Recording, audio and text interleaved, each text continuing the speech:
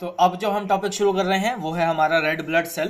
तो red blood cell की बात कर लें तो सबसे पहले आपका इंट्रोडक्शन है, उसकी हिस्ट्री है, उसका जनरल फैक्टर्स है, उसमें फिर हीमोग्लोबिन भी आ जाएगा, उसमें ईएसआर भी आ जाएगा, उसमें आरबीसी डायग्नोसिस भी आ जाएगा, पब्लिक हेल्थ सिग्निफिकेंस भी आ जाएगा। ठीक है, बहुत सारे पार्ट आ जाएंगे उसके अंदर, तो हमें कुछ कुछ पार्ट पे ही रखना है। एक जो मैंने आपको आपके गूगल क्लासरूम में पीडीएफ भेजी हुई है, अगर हो सके तो उसको भी खोल लो और साथ साथ में वो भी देखते रहना। उसी के बेसिस पे थोड़ा रिवीजन कराऊंगा और साथ साथ में कोशिश ये रहेगी कि आपका इरिथ्रोसाइट यानी जो आरबीसी है उसको भी कवर अप करा दिया जाए। तो सबसे पहले ये जान लेते हैं कि भाई आरबीसी यानी रेड ब्लड सेल, और इसको इरिथ्रोसाइट भी हम कहते हैं, तो ये क्या है और कैसे फंक्शन करता है। तो 17वीं सेंचुरी में हमें सबसे पहले इसको देखा था सेल को। और किसने देखा था? तो जिसने माइक्रोस्कोप इन्वेंट किया था, एंटोन वैन लीeuwenhoek, ये माइक्रोस्कोप इन्वेंट करने वाले साइंटिस्ट थे और इन्होंने ही सबसे पहले ब्लड के अदर अदर बहुत सारे कंपोनेंट सेल्स को देखा था। ठीक है, तो याद रखना है 17वीं सेंचुरी में एंटोन वैन लीeuwenhoek के द्वारा ये देखा गया था। और उसके बाद इसमें बहुत सारी मॉडिफिकेशंस हुई, जो 1674 में हुई, 1901 में हुई और सो ऑन आगे होती रही, और आज के टाइम में भी इसमें बहुत सारी इन्वेंशंस और रिसर्च मॉडिफिकेशंस हो रही है। हमें जो ध्यान रखना है वो प्रैक्टिकल बेसिस पे ज़्यादा ध्यान रखना है। तो शुरू करते हैं आरबीसी से। तो आरबीसी की अगर हम बात कर लें तो सबसे पहले बात करते हैं आरबीसी क्या है। तो हम इसे रेड सेल भी कहते हैं, रेड ब्लड कार्पोसेल्स भी कहते हैं, ठीक है, इरिथ्रोसाइट सेल्स भी कहते हैं, और इसके फॉर्मेशन को इरिथ्रोपोइसिस, ठीक है, यानी रेड सेल जो फॉर्मेशन है, जो बन रहा है और जो डेड हो रहा है, उसके पूरे प्रोसीजर को हम क्या बोलते हैं? इरिथ्रोपोइसिस। ठीक है, पोइसिस, अगर ल्यूकोपोइसिस बोला जाता है तो डब्ल्यूबीसी का है, थ्रोम्बोपोइसिस बोला जाता है तो प्लेटलेट का है, और इरिथ्रोपोइसिस बोला जाता है तो आरबीसी का फॉर्मेशन और कंप्लीटेशन का फॉर्मेट प्रोसीजर है। यानी अगर हम उसकी फॉर्मेशन के बारे में पढ़ रहे हैं तो लास्ट में वर्ड में क्या लगा होगा? पोइसिस लगा होगा। तो ये एक टर्मिनोलॉजी याद रखनी है कि अगर हम इरिथ्रोपोइसिस बोल रहे हैं, इसका मतलब है कि हम उसके डेवलपमेंट फॉर्मेशन की बात के बारे में पढ़ रहे हैं। तो बात करते हैं आरबीसी की। तो आरबीसी की बात कर ले तो उसको हम रेड सेल भी कहते हैं, रेड ब्लड कार्पोसेल भी कहते हैं, हिमेटोइड्स भी बोलते हैं, इरिथ्रोइड सेल्स भी बोलते हैं, इरिथ्रोसाइट्स भी बोलते हैं। ठीक है, ये ग्रीक वर्ड है। इरिथ्रोइड मतलब होता है रेड, और कॉट्स में मतलब होता है होल। ठीक है, यानी कंप्लीट रेड ब्लड सेल के बारे में बोल रहे हैं। एलिमेंट जो है ये नॉन न्यूक्लिएटेड होता है, यानी इसके अंदर न्यूक्लियस नहीं होता है। ठीक है, रेड सेल के अंदर क्या होता है? न्यूक्लियस नहीं होता है। क्यों नहीं होता है? तो भाई ये जो रेड सेल है ये बीच से हॉलो होता है, जिसके अंदर गैस फॉर्मेशन रहती है। हाँ, न्यूक्लियस, अब यहाँ कंफ्यूजन हो जाती है कि सर आरबीसी जब फॉर्म होता है तब तो न्यूक्लियस की जरूरत होगी ही, क्योंकि बिना डीएनए के कोई भी सेल जनरेट नहीं हो सकता, कोई भी सेल बन नहीं सकता। तो जब इसकी फॉर्मेशन हो रही होती है, जब ये बन रहा होता है, उस टाइम पे जो जिसे हम इममेच्योर आरबीसी जिसको हम बोलते हैं, उसके अंदर आपका न्यूक्लियस होता है। लेकिन जैसे ही वो मैच्योर्ड हो जाता है उसमें से न्यूक्लियस आउट हो जाता है, नहीं बाहर हो जाता है। ठीक है, अगर आरबीसी के कलर की बात करें तो इसमें जो हीमोग्लोबिन का कॉम्बिनेशन होता है वो इसको कलर प्रोवाइड कराता है, और जो कि 90% इसके अंदर हीमोग्लोबिन के पार्टिकल्स आपको मिल जाएंगे। मॉर्फोलॉजी की बात कर लें तो डायमीटर जो है इसका 7.2 से 7.7, सॉरी पहले हिस्ट्री की बात कर लेते हैं थोड़ा सा फिर से एक बार। तो इसमें आप देख रहे हो एंटोन वैन लीeuwenhoek 1674 में डिस्कवर किया इन्होंने माइक्रोस्कोप, और इन्होंने देखा भी था। और 1658 में डक के एक बायोलॉजिस्ट हैं, ठीक है, जेन स्वैंड्रम हैं, जिन्होंने ये देखा था पहली बार। और उसके आगे फर्दर 1851 में भी इसका और आगे इसको देखा गया, फिर एक्सरे में देखा गया 1959 में, और फिर और आगे इसका इन्वेंशन रहा। तो ये हिस्ट्री का एक ऑल ओवर पार्ट है, आप चाहो तो इसको पढ़ सकते हो, बट एज पर लेबोरेटरी आपका डिप्लोमा जो कोर्स है उसमें इतना मेजर इंपॉर्टेंट रोल ये नहीं करता है। हाँ, नॉलेज के लिए आपको जानना ज़रूरी है। आपकी ये जो क्लास है वो बेसिकली टारगेट की गई है कि आपका जो प्रैक्टिकल फेज है उसको कवर अप किया जाए, साथ ही साथ में एक जो बेसिक नॉलेज है कि जिसके बिना आप कोई प्रैक्टिकल परफॉर्म नहीं कर सकते, उसको कवर अप कराने की कोशिश है। तो सबसे पहले हम इसके डायमेंशंस की बात कर लेते हैं। तो डायमेंशन में ये कैसे शेप का होता है? तो बाय कॉन्केव शेप का होता है। आप अपने पीडीएफ में खोल के देख भी सकते हैं इसके साथ में। तो ये बाय कॉन्केव शेप का है, जिसका जो आपके हम डायमीटर की बात करें तो 7.2 माइक्रोन मीटर इन डायमीटर, यानी जो इसका जो ये है डायमीटर, यानी एक सरफेस, एक सर्कमफेरेंस से दूसरे सर्कमफेरेंस तक सेंटर से जब लाइन पास करोगे तो डायमीटर है, तो वो डायमीटर कितना है 7.2 का है। और ये आप बड़ा भी हो सकता है, 7.7 तक भी जा सकता है। तो ऐसा नहीं है कि जो 7.7 तक सेल गया वो आपका एबनॉर्मल सेल हो गया, जो 7.2 से 2 पे आया वो एबनॉर्मल हो गया, ऐसा नहीं है। इसके बीच में ही रहेगा, 7.2 से 7.7 माइक्रोन के बीच में ही आपका ये डायमीटर में आपको ये मिलेगा। इसकी थिकनेस की बात करें तो थिकनेस जो है इसकी दो पार्ट में डिवाइड होती है। जो हम एज की पार्ट की बात करते हैं, जो साइड, ये वाला जो साइड का पोर्शन है, आप अपने उसमें पीडीएफ में देख पा रहे हैं, तो ये साइड के पोर्शन में 2.2 माइक्रोन तक रहता है। और जो बीच का पार्ट है, जो थिन पार्ट आ जाता है, उसमें 1 माइक्रोन के आसपास इसकी डेप्थ चली जाती है। वॉल्यूम की बात करें तो इसमें 87 माइक्रोन मीटर क्यूब का इसका वॉल्यूम रहता है। आगे बात कर लेते हैं इसकी।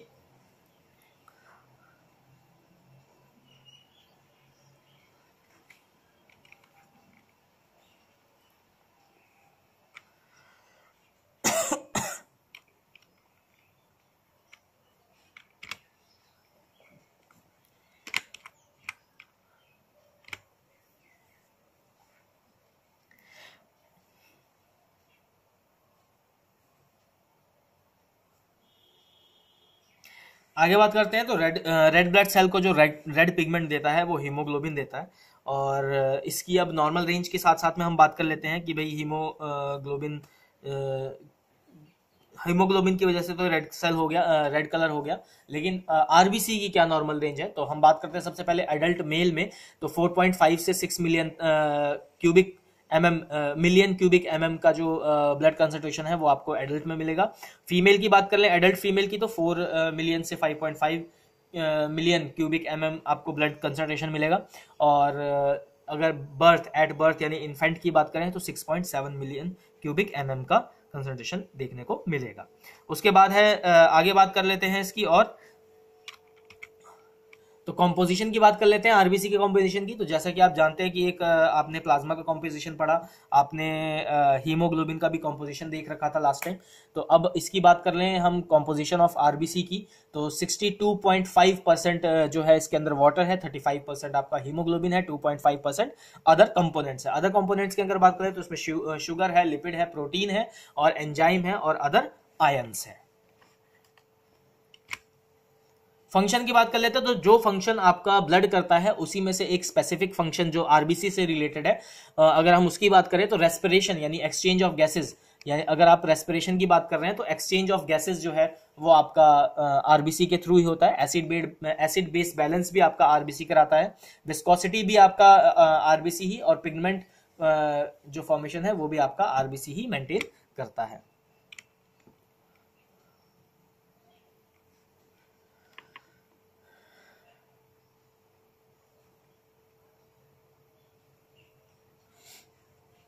अब हीमोलाइसिस की बात कर लेते हैं। तो आरबीसी का जो ब्रेकडाउन है वो उसे हम हीमोलाइसिस बोलते हैं। यानी आरबीसी जब ब्रेकडाउन होगा, जब ब्रेक होगा, तो आपने देखा होगा कि कभी कभार क्या होता है, सीरम या प्लाज्मा जो है आपका वो हल्का सा पिंक कलर का हो जाता है, ठीक है, पिंक रेड शेड में चला जाता है। तो उसका मतलब होता है कि जो आपके आरबीसी सेल्स हैं, यानी जो सेल है वो ब्रेकडाउन हो गया है, वो टूट गया है, जिसकी वजह से आपका जो सैंपल है यानी जो प्लाज्मा है या जो सीरम है वो हल्का सा पिंकिश कलर में आ रहा है। यानी इस तरीके का आप देख पा रहे होगे अपने पीडीएफ स्लाइड में। तो जो हल्का पिंक शेड दिख रहा होगा वो आपका हीमोलाइज्ड आरबीसी का है, यानी हीमोलाइज सैंपल का कह सकते हो आप। हीमोलाइज सैंपल में हीमोलाइज का मतलब ही होता है कि आरबीसी का ब्रेकडाउन होना। अगर आरबीसी ब्रेकडाउन कैसी होगी, तो आरबीसी ब्रेकडाउन होती है आपके जो जर्क फॉर्मेशन होती है। भाई आपका सैंपल अगर ट्यूब में रखा हुआ है और वो एक हाइट से, सर्टेन हाइट से गिर जाता है, तो आरबीसी में एक जर्क लगता है, एक फ्रिक्शन होती है, जिसकी वजह से वो सेल्स जो है ब्रेकडाउन हो जाते हैं। और एक बार जब आरबीसी सेल्स ब्रेकडाउन होते हैं तो वो रैपिडली बहुत सारे ब्रेकडाउन करता है, जिसकी वजह से जो आपका कलर है प्लाज्मा का वो रेडिश कलर में आ जाएगा, हल्का सा स्लाइट रेडिश कह सकते हैं या लाइट रेडिश कह सकते हैं, जिसे हम पिंक कलर से डिनोट करते हैं, पिंक रेड से। तो उस फॉर्मेशन में आपको प्लाज्मा या सीरम मिलेगा।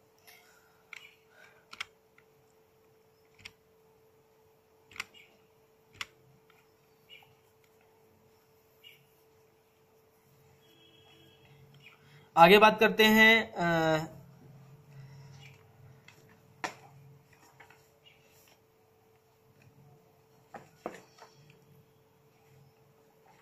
आरबीसी की ही आगे बात कर लेते हैं।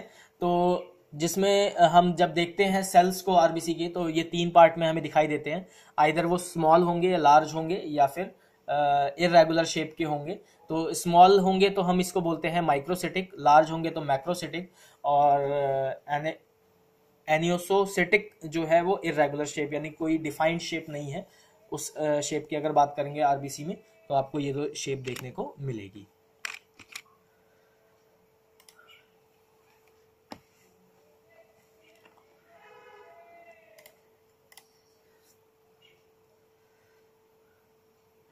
आरबीसी की लाइफ स्पेन की बात कर लें, तो लाइफ स्पेन की जब बात करते हैं तो उसका जो लाइफ स्पेन है वो 120 डेज है। आरबीसी जब फॉर्मेशन होना शुरू होता है तो वो 120 डेज तक के लिए लाइव रहता है, उसके बाद वो स्प्लिन में जाके डिस्कार्ड हो जाता है।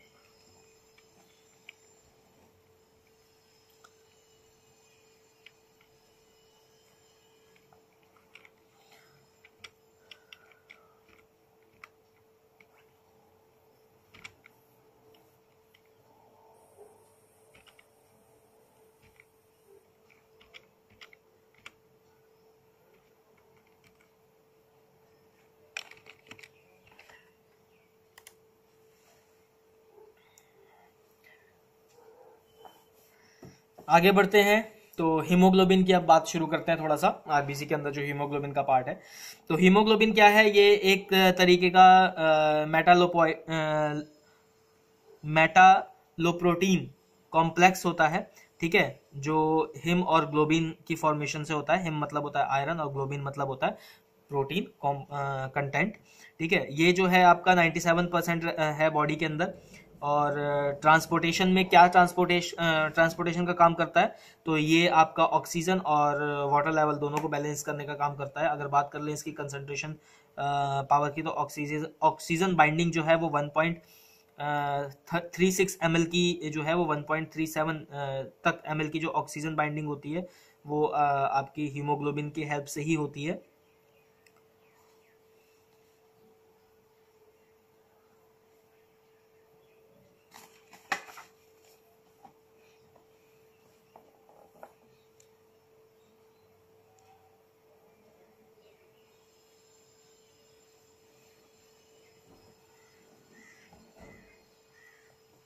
अगर बात करें हीमोग्लोबिन की मॉलिक्यूलर वेट की, तो 64,500 डाल्टन इसका हीमोग्लोबिन का मॉलिक्यूलर वेट होता है। और इसके अंदर अगर हम एंगुलर चेन की बात करें तो इसमें दो बीटा चेन, सॉरी, दो, एक अल्फा और एक अल्फा, दो अल्फा और एक बीटा और दो बीटा, यानी one alpha one beta, two alpha two beta, इस तरीके की चेन मिलती है। जो अमाइनो एसिड की जो कंटेंट है वो 141 रहता है। 141 से 146 तक का आपका कंसंट्रेशन जो रहता है वो इसके अंदर रहेगा। जो इसमें फॉर्मेशन है वो आरएनए और डीएनए के थ्रू होता है। आरबीसी का जो फॉर्मेशन है,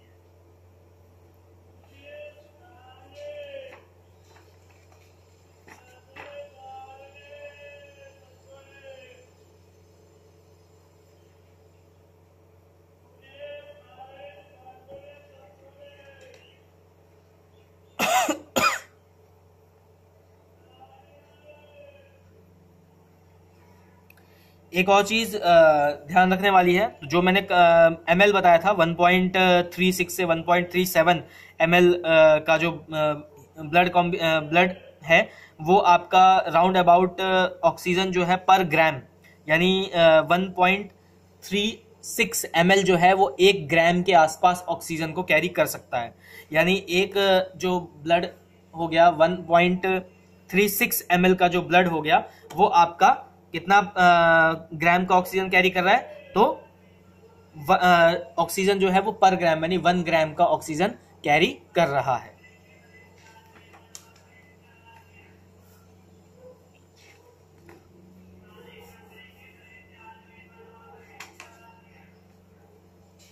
लाइफ स्पेन में एक बार और चीज समझ लो कि जो ब्लड की आरबीसी की लाइफ स्पेन है वो 100 से 120 डेज होती है। और ये 100 से 120 डेज कब से शुरू होती है, तो जब ये आरबीसी बनना शुरू होता है तब से लेके जब तक ये आरबीसी आपका स्प्लिन में जाके डीनेचर नहीं हो जाता, ठीक है, डिस्ट्रॉय नहीं बोलते हैं उसको, डीनेचर बोलते हैं। यानी आरबीसी जब तक डीनेचर नहीं होता स्प्लिन में जाके तब तक इसकी जो लाइफ स्पेन है वो 100 से 120 डेज के बीच में रहती है।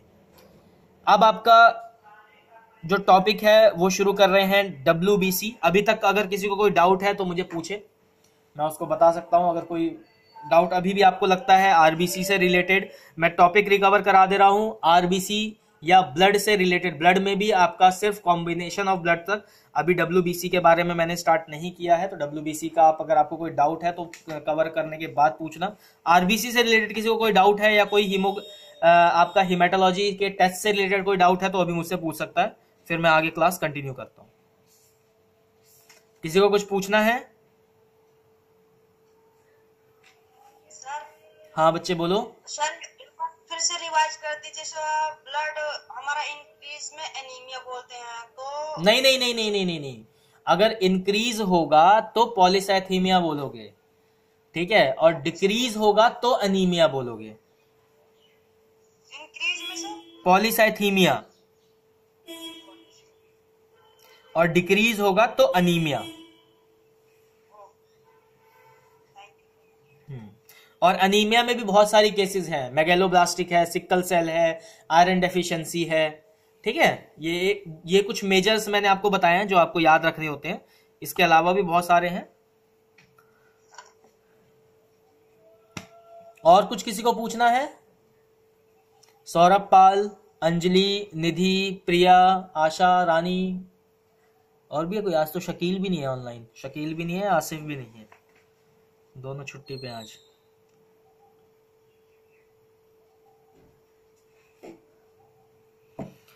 चलो WBC से शुरू करते हैं, जिसे हम व्हाइट ब्लड सेल या व्हाइट ब्लड कार्पोसेल्स के नाम से भी जानते हैं, ल्यूकोसाइट्स के नाम से भी जानते हैं।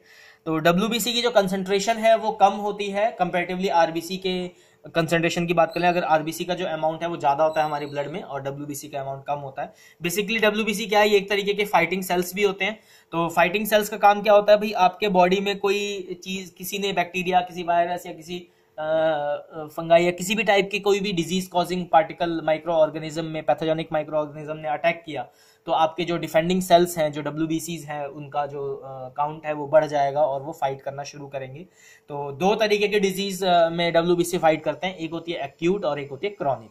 तो एक्यूट क्या होती है? एक्यूट होती है शॉर्ट टर्म के लिए जो डिजीज है, जैसे आपको वायरल वगैरह होता है, भाई मौसम चेंज हुआ, वायरल हो गया, सर्दी जुकाम खांसी बुखार, तो ये वायरल वगैरह है। इस केस में आपका ये एक्यूट जो फेज है वो एक्टिव रहता है। और क्रॉनिक में जैसे आपको ट्यूबरक्लोसिस है या कोई लॉन्ग टर्म ट्यूमर है या कोई स्प्लिन क्या ना, सॉरी, आपको सर्वाइकल का प्रॉब्लम है, थायराइड का प्रॉब्लम है, ये सब आपके एक तरीके से क्रॉनिक डिजीज के अंदर में आ जाता है। तो उसके लिए जो फेज आपका रहता है वो क्रॉनिक फेज का रहेगा WBC का। एक्यूट और क्रॉनिक में आइडेंटिफाई करना हो तो सबसे आसान तरीका होता है एक्यूट और क्रॉनिक का, कि अगर आपका एक्यूट होगा तो न्यूट्रोफिल्स जो हैं आपको वो मोस्टली ज्यादातर दिखाई देंगे आपके ब्लड सेल्स में। और अगर बात कर लेते हैं क्रॉनिक की, तो क्रॉनिक में क्या होगा भाई, क्रॉनिक में आपके लिम्फोसाइट्स ज्यादातर दिखाई देते हैं। लिम्फोसाइट भी क्रॉनिक में भी स्पेसिफिकेशन होता है, ऐसा नहीं है कि हर क्रॉनिक इन्फेक्शन में आपको ल्यूकोसाइट्स ही दिखाई दें, ऐसा कंपल्शन नहीं है। लेकिन मोस्टली केसेस में सपोज अगर जैसे टीबी का कोई पेशेंट है तो उसमें आपको बेसोफिल्स भी दिखाई देंगे, लिम्फोसाइट्स भी दिखाई देंगे, ठीक है। जो न्यूट्रोफिल्स हैं वो एक सर्टेन लेवल तक ही रहते हैं, ज्यादातर आपको लिम्फोसाइट्स ही बड़े रहते हैं। अगर लंग से रिलेटेड कोई डिजीज हो जाती है, तो स्किन से रिलेटेड डिजीज है तो स्नोफिल्स काउंट्स जो है वो आपके बढ़ जाते हैं, ठीक है। आपको नॉर्मल बुखार है, कोई बॉडी में इन्फ्लामेशन है तो न्यूट्रोफिल आपके बढ़ जाएंगे। तो इस तरीके से आप रिपोर्ट को देख सकते हो और एक आइडिया, एक थोड़ा सा आइडिया लगा सकते हो कि क्या चीज आपके बॉडी में प्रॉब्लम कर रही है। बात करते हैं WBC की, तो एक शॉर्ट में मैंने बता दिया था आपको कि ये 5 सेल में डिवाइड होता है, जो कि ए ग्रैन्युलोसाइड और ग्रैन्युलोसाइड में होता है। तो अब मैं आपसे थोड़ा सा क्वेश्चन भी पूछूंगा, क्योंकि ये WBC के सेल्स में डे फर्स्ट से आपको पढ़ा रहा हूं। तो सौरभ पाल, पहले आपसे पूछना चाहूंगा WBC सेल के ग्रैन्युलोसाइड्स के नाम बताएं। सौरभ पाल, अभी तक इनकी वीडियो चल रही थी, अब इनकी ऑडियो भी बंद हो गई है। हाँ जी सौरभ पाल, सुन पा रहे हैं?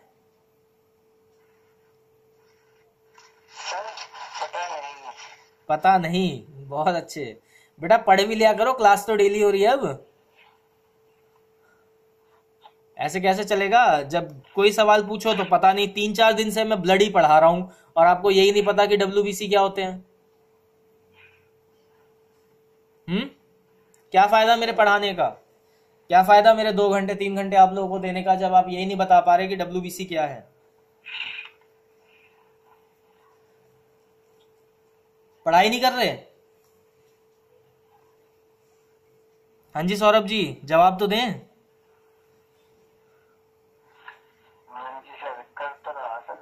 क्या पढ़ रहे थे? जब कर रहे हो तो बताओ, क्या पढ़ रहे हो आजकल?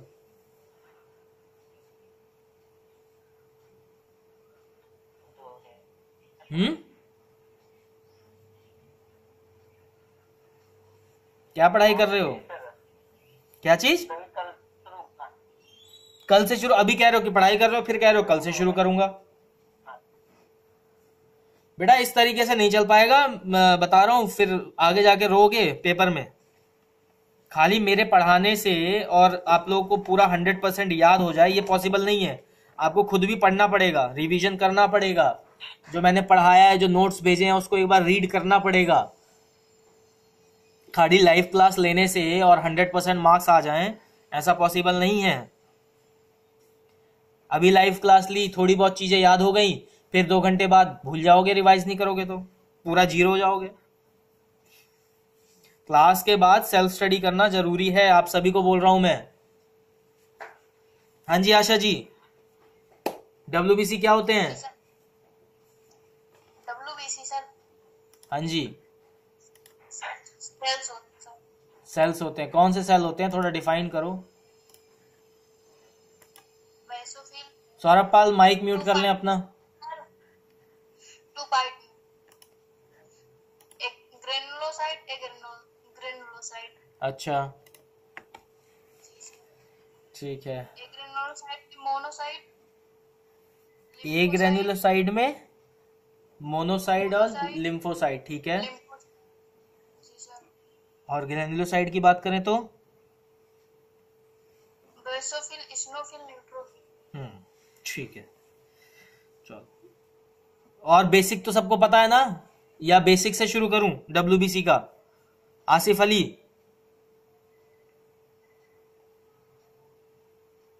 हेलो जी।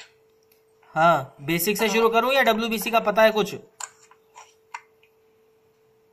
जी सर। बिल्कुल बेसिक से शुरू करूं? जी जी। अच्छा जी बेसिक से कर।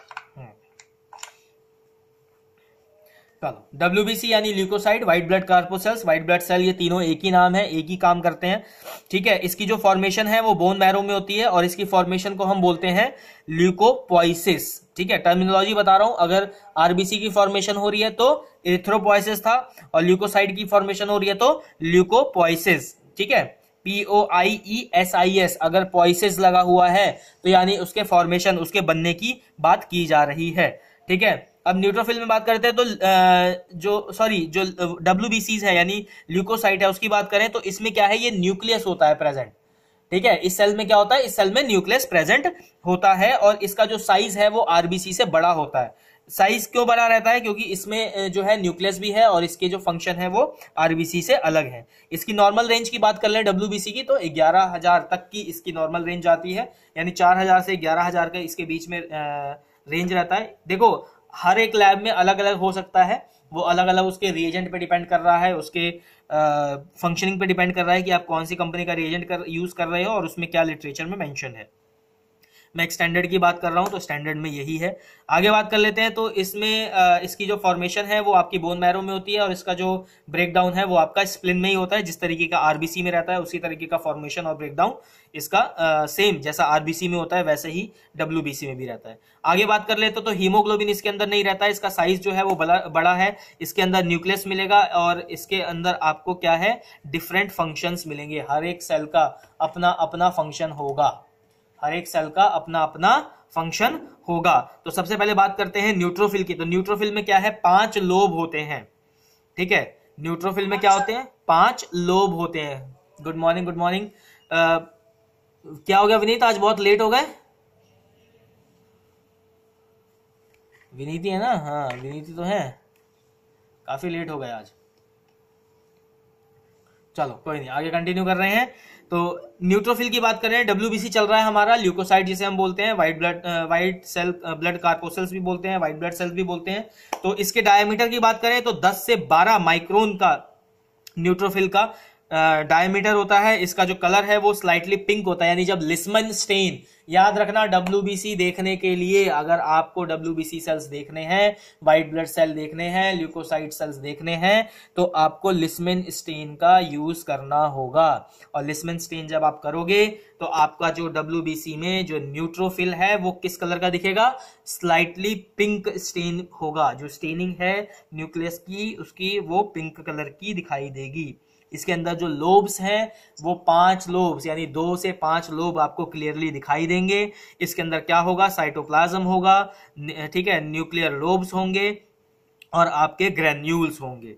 ठीक है, इसका जो साइज है डायमीटर का वो फिर रिपीट कर रहा हूं, 10 से 12 माइक्रोन का इसका डायमीटर का साइज है। अगर कंसंट्रेशन की बात करें कि टोटल ल्यूकोसाइट के अंदर न्यूट्रोफिल की क्या कंसंट्रेशन होती है, तो 40 से 75% आपको टोटल डब्ल्यूबीसी में न्यूट्रोफिल दिखाई देंगे। ठीक है, और इसमें जो स्टेन है, क्यों नहीं आ रहा साहब? क्या चीज विनीत? आपकी फोटो नहीं दिखाई दे रही है। आज वीडियो ऑफ है, आज सिर्फ और सिर्फ ऑडियो क्लास सुनो, और साथ में आपकी वीडियो रिकॉर्डिंग हो रही है स्क्रीन की, तो वो स्क्रीन आप बाद में आराम से सुन भी सकते हो, देख भी सकते हो। ठीक है, हाँ चलो ओके, आगे बढ़ते हैं। तो अब न्यूट्रोफिल की ही बात और आगे करते हैं। तो न्यूट्रोफिल में जो आपका न्यूक्लियस है वो डार्क पर्पल या ब्लू स्टेन इस कलर का दिखाई देगा, यानी न्यूट्रोफिल का जो आपका ग्रेन्यूल साइटोप्लाज्म वाला पार्ट है वो पिंक कलर का स्टेन होगा, जो उसके अंदर न्यूक्लियस है वो आपको ब्लू या पर्पल शेड में दिखाई देता है। कब करोगे? जब लिस्मन स्टेन करोगे तब की बात कर रहे हैं। ठीक है,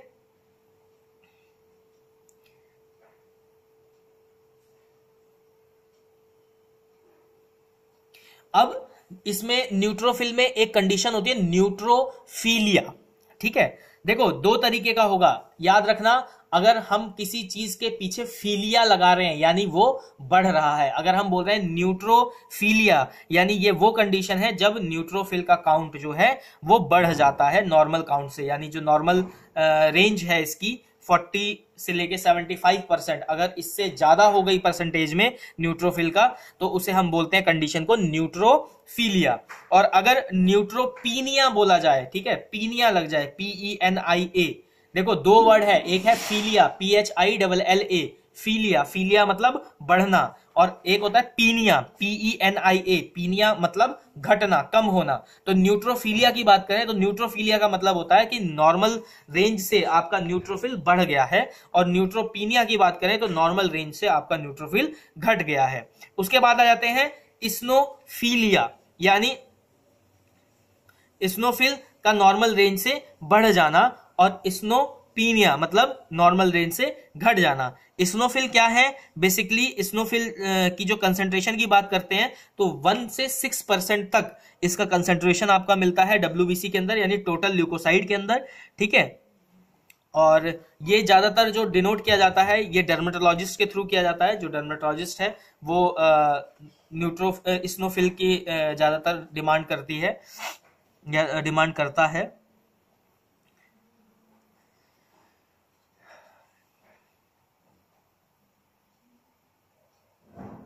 इसका जो ग्रैन्यूल्स है वो ऑरेंज कलर का दिखाई देगा आपको। ठीक है, थिक ऑरेंज ग्रैन्यूल्स दिखाई देंगे,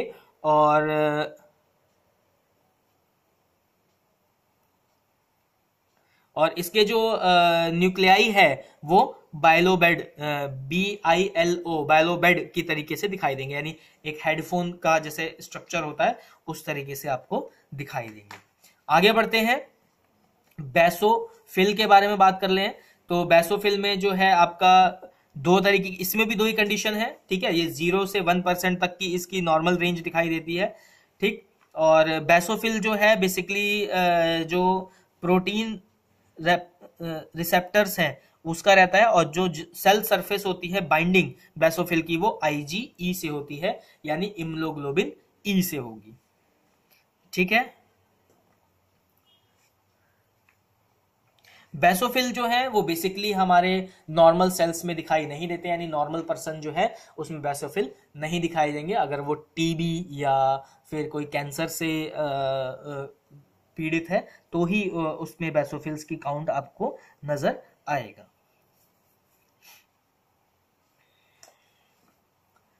बात करते हैं मोनोसाइट की। तो मोनोसाइट में अगर जब हम आगे बढ़ते हैं, ब्लड सेल्स में ही ल्यूकोसाइट में मोनोसाइट, तो मोनोसाइट क्या है, एक तरीके का आपका ये भी सेल है जो कि क्या है, किडनी शेप का होता है। इसमें अगर जब हम साइज की बात कर लें तो ये 12 से 20 माइक्रोन का होता है। कंसेंट्रेशन की बात कर लें तो 2 से 10% की कंसेंट्रेशन मिलती है इसकी। अगर हम टोटल ल्यूकोसाइट की बात कर रहे हैं तो उसमें आपकी 2 से 10% की इसकी कंसेंट्रेशन होगी। शेप हो गया इसका किडनी का। और मोनोसाइट में ग्रेन्यूल्स होंगे या नहीं होंगे, कौन बताएगा? आसिफ आप बताइए, मोनोसाइट के अंदर ग्रेन्यूल्स होंगे या नहीं होंगे? आसिफ अली, नहीं होंगे। Very good. क्यों नहीं होंगे? क्योंकि दो पार्ट में डिवाइड था हमारा सेल और साइट लगा है तो ग्रेन्यूल्स नहीं है। आगे बात करते हैं लिम्फोसाइट की।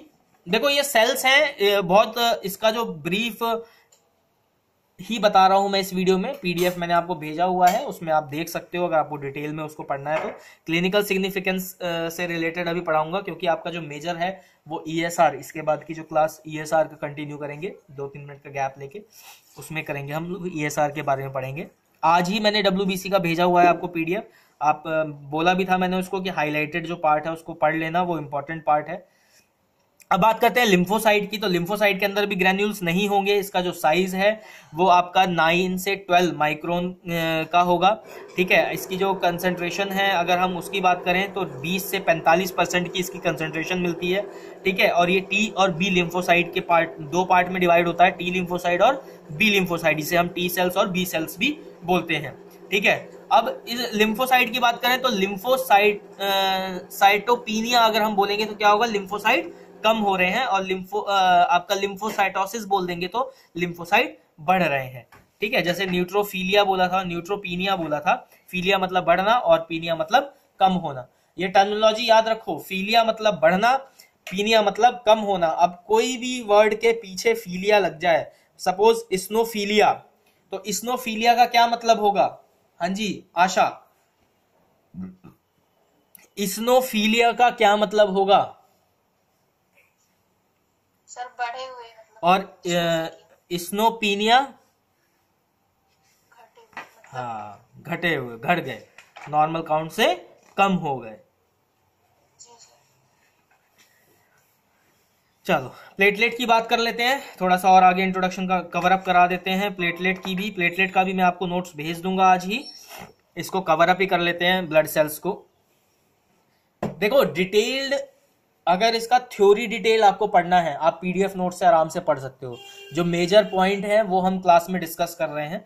तो प्लेटलेट की बात करते हैं तो प्लेटलेट का अदर नेम जो है वो आपका थ्रोम्बोसाइट है, ठीक है। ये जो प्लेटलेट जो है ये WBC से भी छोटा होता है, ठीक है। RBC क्या है? RBC सबसे बड़ा सेल हो गया, नहीं क्या, WBC बड़ा हुआ, RBC से भी बड़ा होता है WBC का साइज। उसके बाद आपका जो प्लेटलेट है वो दोनों से छोटा होता है, RBC से भी छोटा होगा और WBC से भी छोटा होगा। और इसका अदर नेम क्या है? थ्रोम्बोसाइट। इसमें अगर हम सेल के न्यूक्लियस की बात करें तो 2 से 3 माइक्रोन का इसका साइज होता है, ठीक है। 2 से 3 माइक्रोन बहुत छोटा साइज होता है। और इसकी जो लाइफ स्पेन होती है वो बहुत कम होती है, 8 से 10 दिन ही होती है प्लेटलेट की लाइफ स्पेन। याद रखना, प्लेटलेट की लाइफ स्पेन जो है वो 8 से 10 दिन ही होती है, ठीक है। और प्लेटलेट पैदा कहाँ होता है? प्लेटलेट पैदा कहाँ होता है? सारी चीजें आपके बोन मैरो में बनती है बेटा, याद रखना। चाहे वो RBC हो, चाहे वो WBC हो, चाहे वो प्लेटलेट हो, ये सारी फॉर्मेशन आपके बोन मैरो में बनती है। बोन मैरो में 2 पार्ट होते हैं स्टार्टिंग में, रेड मैरो और येलो मैरो, ठीक है। और स्टेम सेल इसका सबसे यूनिट स्टेज है किसी भी सेल के बनने का। आपके बॉडी में जो स्टेम सेल होता है वो यूनिट स्टेज होती है किसी भी सेल के फॉर्मेशन की, चाहे वो WBC की हो रही हो, चाहे वो RBC की हो रही हो, चाहे वो प्लेटलेट की हो रही हो, चाहे वो अदर किसी भी टिश्यू की सेल की फॉर्मेशन, वो सबसे पहले एक स्टेम सेल की फॉर्मेशन से ही स्टार्ट होती है। ठीक है, अब बात कर लेते हैं इसकी कि ये हेल्प क्या करता है, प्लेटलेट का काम क्या है ब्लड में। तो ये प्लेटलेट का काम जो है करता है, मेंटेन करता है फंक्शन किसमें, ब्लड क्लॉटिंग में सर हेल्प करता है।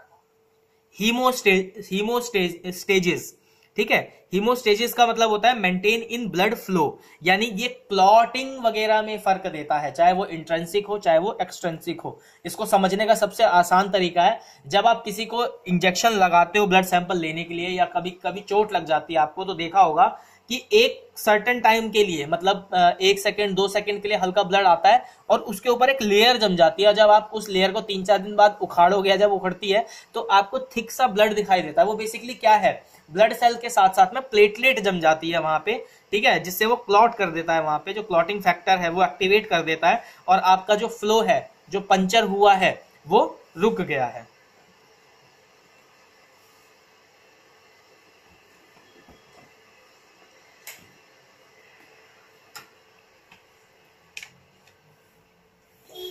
अब बात करते हैं कि भाई सब में हमने डिजीज का पढ़ा, तो थ्रोम्बोसाइटोसिस होगा, तो क्या मतलब है इसका, थ्रोम्बोसाइटोसिस कौन बता सकता है मुझे। अगर मैं बोल रहा हूं थ्रोम्बोसाइटोसिस, हाँ जी आशा आप बोल रहे हैं, बोलिए। Development of the platelet. Thrombocytosis याद करो, थ्रोम्बोसाइटोपीनिया, अगर पीनिया लगता है तो क्या होता है, सिस लगता है, साइटोसिस लग गया, ठीक है। जैसे हम बोल रहे थे ना इरिथ्रोसाइटोसिस या ल्यूकोसाइटोसिस, तो क्या प्लेटलेट डाउन बढ़ रही है, पीनिया लगेगा, एनीमिया का पीनिया लगेगा तो घट जाएगा। थ्रोम्बोसाइटोपीनिया मतलब कम होना, थ्रोम्बोसाइटोसिस मतलब बढ़ना, प्लेटलेट का बढ़ना।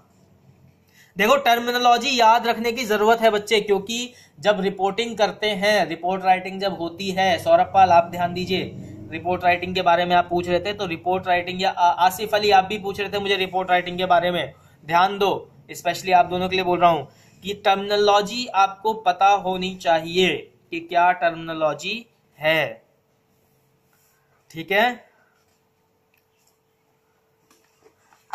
जी सर।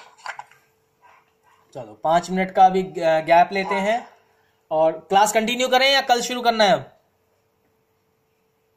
हाँ जी प्रिया जी, सौरभ पाल कंटिन्यू कल, आसिफ अली कल, हाँ जी इधर से रानी और आशा। सर क्लास का टाइम तो हो गया, क्योंकि आज क्लास जल्दी हो गई। 1.5 घंटे की क्लास हो गई तो जल्दी हो गई, चलो कोई नहीं। हाँ जी प्रिया जी, सर मुझे क्वेश्चन पूछना था। हाँ पूछो, चलो ठीक है, आज की क्लास यहीं रोकते हैं, अब क्वेश्चन फेस कर लेते हैं। अब आप लोग क्वेश्चन पूछ सकते हो, हर एक क्वेश्चन का आपको आंसर मिलेगा, कोशिश यही रहेगी कि आंसर दे सकूं मैं जल्दी से जल्दी।